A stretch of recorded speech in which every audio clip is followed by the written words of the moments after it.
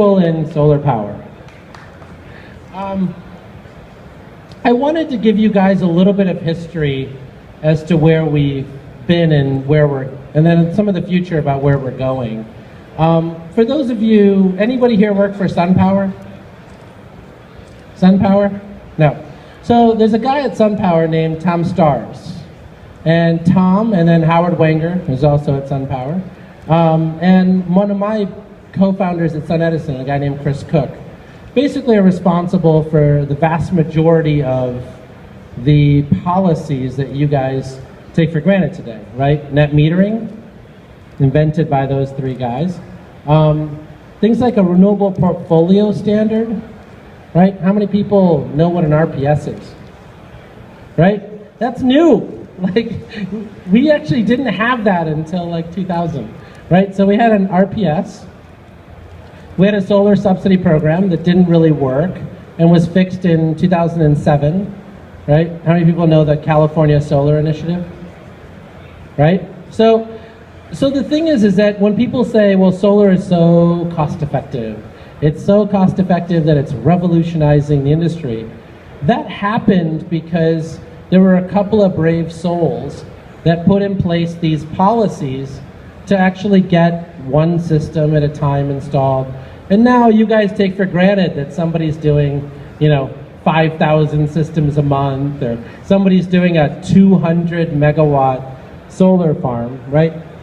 In 2008, the total solar that SunEdison was attempting to install that year was 100 megawatts, right? Around the world, right? When we completed the Alamosa solar project in 2007, it was the largest solar power project in the United States at 8.2 megawatts, right?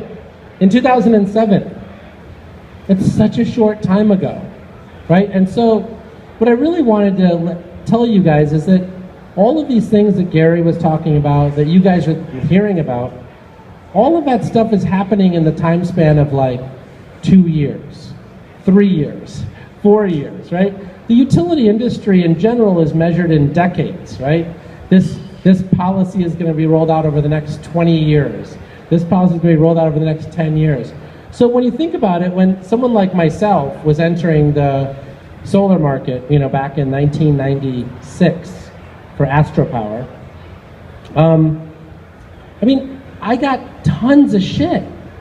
Could you imagine how many of my uncles were like, Jigar, that is a horrible career move, right? They're like, you are definitely way too smart to go into solar, right? How many people get that now, right? Nobody.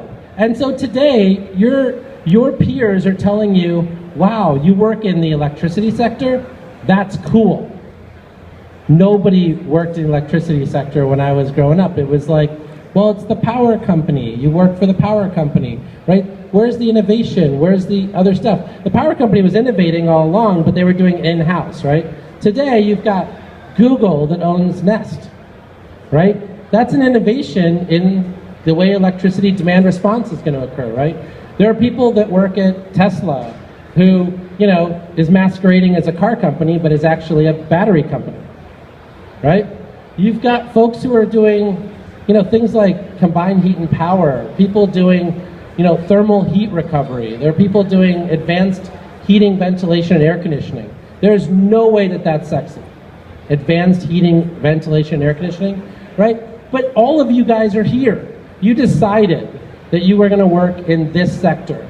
And at this moment in time, you actually have the ability to change everything, right? When you think about Southern California Edison in particular, they did an RFP a couple of years ago, an RFO for storage. It was like 50 megawatts, right?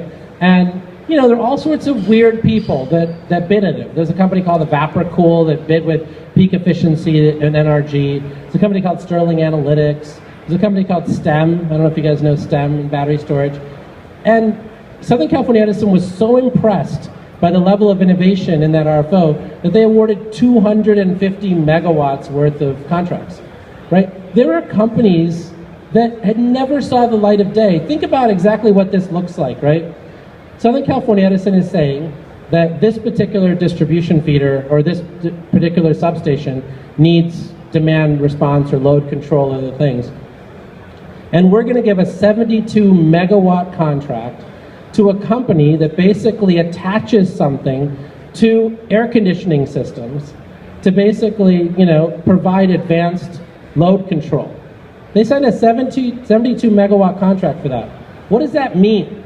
Right? They're going to send that to the Public Service Commission and get it approved, hopefully by the end of the year. And when that happens, what that means is they're choosing to actually change people's air conditioning systems over building, let's say, a new natural gas combined cycle plant in that same area, right? That's what you guys have in front of you. And I know it's weird, it's wonky. I'm embarrassed for you that you actually understand half the stuff I'm talking about, right?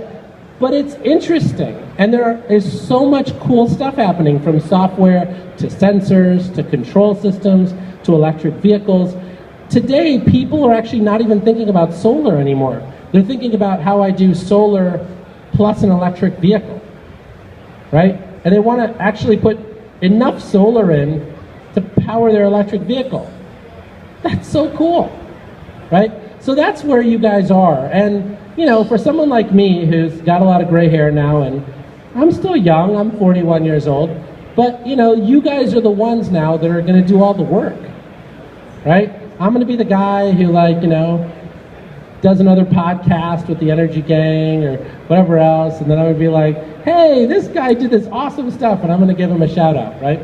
But you guys are the ones doing the work. So I really appreciate you guys being here. I really do think that SIA and SEPA were really, really smart, and Southern California Edison for sponsoring this.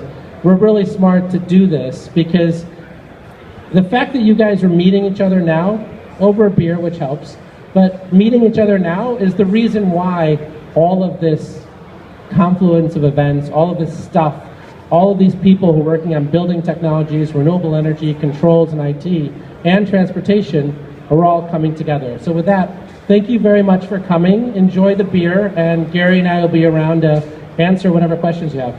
Thanks.